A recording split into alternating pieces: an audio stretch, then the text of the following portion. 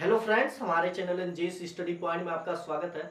इस वीडियो में हम आपको बताने वाले हैं कि अगर आपके घर पे किसी भी कंपनी का, चाहे एनबीएफसी हो, बैंक हो, क्रेडिट कार्ड हो, किसी भी तरह का रिकवरी एजेंट आपको फोन करके या आपके घर आके किसी भी प्रकार से आपको धमकी दे, आसपास पड़ोस वालों को बताए, तो आप सीधे सीधे उनके ऊपर एफआईआर कर सकते हैं। स्वतंत्र है, दोबारा आपको परेशान नहीं करेगा। क्योंकि देखिए यहाँ पे आईपीसी की धारा 499 में आता है मानहानि।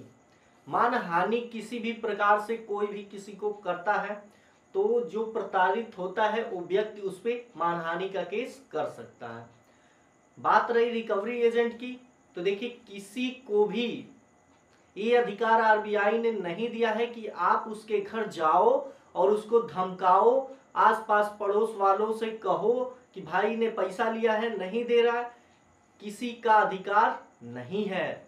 अगर वो आपको ऐसा कर रहा है कि आपके आसपास या घर पे आपके कुछ भी बोल रहा है, तो घर तो आपका है। आप तुरंत थाने में जाइए, अपने नजदीकी थाने में जाइए, उसका फोटो क्लिक कीजिए, उसके बाद से थाने में जाके भाई साहब के नाम पे एफआईआर कर दीजिए। अंडर सेक्शन कितना 499 मानहानि का केस आप कर सकते हैं, स्वतंत्र है। दोबारा वो आपको तंग नहीं करेगा, दोबारा वो आपको कॉल तक नहीं करेगा। क्यों नहीं करेगा? क्योंकि उसको भी पता है कि भाई साहब की सैलरी बहुत है, तो 8,000 से लगे हैं, कमीशन मिला जुला के 20,000 रुपए होगा। अगर उनके नाम पे कोई एफआईआर हो गया तो ना मिलेगी रिकवरी एजेंट की नौकरी, ना ही फ्यूचर में उनको कोई नौकरी। आपका तो क्या नहीं मिलेगा, आपका सिविल डाउन होगा, आपको तो बस लोन नहीं मिलेगा, लेकिन उन भाई साहब को फ्यूचर में पूरी लाइफ टाइम कोई नौकरी नहीं मिलेगी। अगर उनका पासपोर्ट नहीं होगा ना, तो उनका पासपोर्ट नहीं बनेगा अगर उनके नाम पे एफआईआर हो गया तो। इसलिए भाई साहब को ये कानून बस उनके आते ही, अगर आपको किसी प्रकार से धमकी मिले कि हम आपके घर पे आएंगे, वो आ रहे हैं 4 लोग को लेके, कह दीजिए आइए, स्वेच्छा से आइए, लेकिन आप आइए हमारे घर, हम मानहानि का केस तुरंत करेंगे। तुरंत उस भाई साहब का वीडियो बनाइए, फोटो लीजिए, मोबाइल नंबर लीजिए, नाम पता पूछिए, क्योंकि आपके घर आएंगे तो इतना तो आपका अधिकार है कि आप उनसे आईडी ले फिर बात करें। अब तुरंत जाइए। अब आपके प्रदेश में जहां पर भी है, नजदीकी पुलिस स्टेशन में भाई साहब का फोटो स्कैन करवा के निकलवा लीजिए, प्रिंट आउट, नाम पता फोन नंबर लिख के दे दीजिए कि भाई साहब हमारे घर में आए हैं और धमकी पे धमकी दे रहे हैं, आसपास पड़ोस वालों के सामने मेरे और मेरे पूरे फैमिली वालों की इंसल्ट कर रहे हैं। आप स्वतंत्र हैं, आराम से, बिना ये मत सोचिए कि हम थाने में जाके एफआईआर करेंगे तो हमारी बेइज्जती होगी। कोई बेइज्जती नहीं होगी, इतना मैं लिख के दे रहा हूं, आपकी कोई बेइज्जती नहीं है। हो सकता है अरे भैया कल था मेरे पास पैसे तब मैंने लिया, और आपको भी पता था कि मेरे पास है पैसे तभी आपने दिया। आप बिना जाने पहचाने तो हमको दिए नहीं पैसे, आपने हमारा सिविल चेक किया, हमारा रिकॉर्ड देखा, तब ना मुझे पैसे दिए आपने। आपको भी पता था कि मेरे पास पैसे हैं, लेकिन क्या करें, मजबूरी किसी के साथ हो सकती है। नहीं है पैसे, मैं जब होगा तब दे दूंगा, लेकिन भाई साहब को जो लोग आ रहे हैं हमारी बेइज्जती कर रहे हैं, उनको तो मैं छोड़ूंगा नहीं। इसके बाद से बस उनको बता दीजिए कि 499 499 जाओगे भैया 2 साल के लिए अंदर, ज्यादा नहीं 2 साल के लिए जुर्माना दोगे अलग। अब प्लस एफआईआर होने के बाद क्या नुकसान होता है वो आपको तो पता ही होगा। ना पासपोर्ट ढंग से बन पाएगा, ना ही गवर्नमेंट जॉब मिलेगी। रिकवरी एजेंट का तो काम भूल ही जाए। इसलिए आपको कुछ नहीं करना है। जब भी कोई रिकवरी एजेंट धमकाए या डराए या आपके घर पे आए, कह दीजिए भाई साहब एक फोटो दीजिए और उनका धमकाने का वीडियो बना लीजिए। आपको क्या कहना है उनसे? आपको मना नहीं करना है कि हम नहीं देंगे पैसे, क्या कर लोगे, ऐसे बात बिल्कुल नहीं करनी है। आप उनसे प्यार से, एक आदमी को, अपने फैमिली मेंबर को कैमरा चालू करके छोड़ दीजिए और आप एकदम प्यार से नॉर्मल बात कीजिए। सर देखिए मेरे पास पैसे नहीं है इस टाइम, जब होगा मैं बुला के पेमेंट कर दूंगा।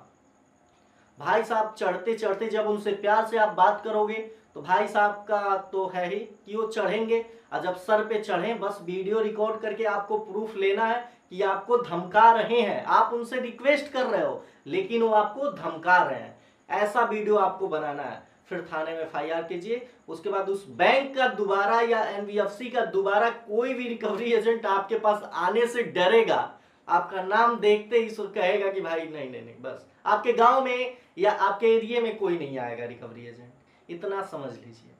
बस एक काम आपको करना है, क्या उनसे रिक्वेस्ट करना है कि भाई साहब जब होगा पैसे मैं पे कर दूंगा, मैं मना नहीं कर रहा हूं, मैं पे कर दूंगा, जब भी मेरे पास हुआ मैं सूद ब्याज के साथ फुल इंटरेस्ट के साथ पे करूंगा।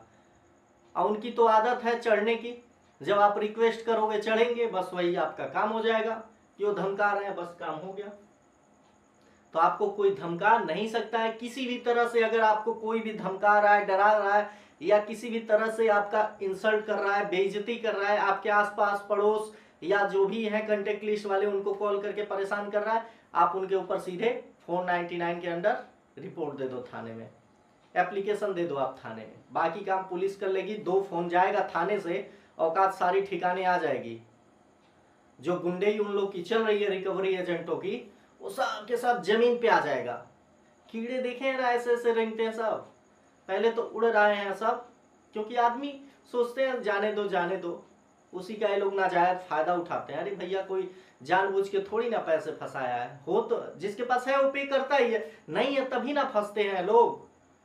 ऐसा कोई इंसान नहीं है जिसके पास पैसे हो 4 बार फोन आए तो ना दे, ऐसा नहीं है। इन्हीं लोगों की करतूतों के कारण पैसे फंसते हैं। लोग क्या करते हैं, जब भी फंसता है भाई साहब 2 महीने का टाइम दे, नहीं नहीं हम टाइम बिल्कुल नहीं देंगे, आज ही पेमेंट करना है आपको, आज ही। तो लो आज ही कर लो, 10 महीने तो हो गए, 10 महीने हो गए ना, पेमेंट ले लो। वही 2 महीने ये लोग बैंक वाले या NBFC वाले टाइम दे देते लोगों को, ब्याज बढ़ाओ कोई दिक्कत नहीं है। लेकिन आप जो ये परेशान करते हो, मेंटली डिस्टर्ब करते हो, वही इनका सबसे बड़ा आफत होता है।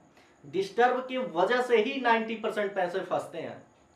ये लोग धमकी ना दें, कहें कि ठीक है कोई बात नहीं, 2 मंथ किस्त आगे चली जाएगी, इंटरेस्ट तो मिल रहा है ना, लेकिन इन लोग को इंटरेस्ट से कम फायदा होता है।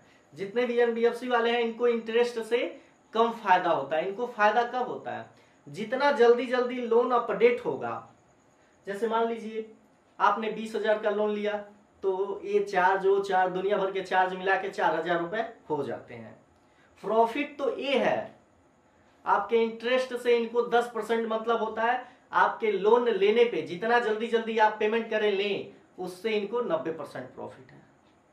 क्योंकि जितनी बार आप लोन लोगे उतनी बार इनको क्या मिलेगा, सर्विस चार्ज, ये चार्ज वो चार्ज, दुनिया भर के चार्ज मिलेगा, ब्याज बहुत कम इनको मिलता है। इसीलिए ये लोग क्या करते हैं, आपको प्रताड़ित करते हैं और इनका पैसा भी फंस जाता है, जिसके लिए रिकवरी एजेंट भेजते हैं।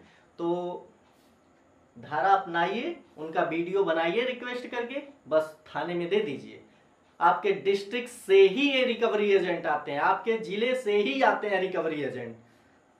ये नहीं कि हिमालय पर्वत से रिकवरी एजेंट आ गए हैं उनको पुलिस नहीं जानती है। भाई साहब जो रिकवरी एजेंट हैं आपके आसपास से ही 10-20 किलोमीटर दूर होगा, लेकिन वहीं से आते हैं। 20 से 25 किलोमीटर के एरिया में ही वो रिकवरी एजेंट रहते हैं और आपके पास आते हैं। तो उनको भी जब ये चीज बता देंगे ना, तो बस वो शांत हो जाएंगे, सीधे कहेंगे ठीक है भाई साहब जा रहे हैं, कोई दिक्कत नहीं है। आपके पास जब हो, हमारा क्या है, हम तो काम करते हैं, हमें कंपनी भेजी है, आपकी मर्जी, देना हो दीजिए, नहीं देना हो मत दीजिए, तब ऐसे बात करेंगे। लेकिन जब नहीं ये चीज बताओगे तो उनको लगेगा सामने वाला मूर्ख है, बस इसको लूटते रहो, धमकाओ, डराओ। आप किसी से डरिए मत, आपने कोई चोरी थोड़ी ना किया है, आपने बकायदा KYC करके, जबकि सामने वाले को विश्वास भी था आप पे, आपको भी अपने आप पे विश्वास था कि मैं पे कर दूंगा, तब ना मिला पैसा। ऐसे थोड़ी ना फ्री में कोई दे दिया। मुझे सामने वाले को लगेगा कि जैसे मान लीजिए सामने वाला 2 इंसान है, एक कमाता है 10,000 रुपए, एक कमाता है 2,000 रुपए, तब 2,000 वाला मांगेगा तो उसी के हिसाब से मैं पैसे दूंगा, 10,000 वाले मांगेगा तो मैं 10,000 वाले के हिसाब से पैसे दूंगा, क्योंकि मुझे पता है कि कौन कितना दे सकता है, उसी हिसाब से मैं उसे दूंगा। इसी प्रकार ये जो NBFC वाले होते हैं, पैन कार्ड के जरिए सिविल में क्या चेक करते हैं, सामने वाले की औकात चेक करते हैं, हम लोग की औकात चेक करते हैं कि हमारी हैसियत कितनी है। उसी हिसाब से ये लोग 5,000, 7,000, 20,000, किसी को 1 लाख, किसी को 10 लाख लोन देते हैं। ये लोग हमारी हैसियत देखने के बाद हमको लोन देते हैं, ऐसे थोड़ी ना फ्री में लो भैया बांट देते हैं। हमारी हैसियत अगर साथ है, हमने पिछली ईएमआई भरी है 3,000 4,000 की, ये लोग कितने का लोन दे देते हैं? 10-12 हज़ार का दे देते हैं। अगर हमने पिछली ईएमआई कितने की भरी है, मान लीजिए 50,000 का भरा है पिछली ईएमआई, तो ये लोग 3 लाख 4 लाख लोन दे देते हैं। यानी हमारी हैसियत देखने के बाद ही ये लोग लोन देते हैं, फ्री में नहीं देते हैं। तो आपने चोरी नहीं किया, इसलिए आपको डरने की कोई जरूरत नहीं है।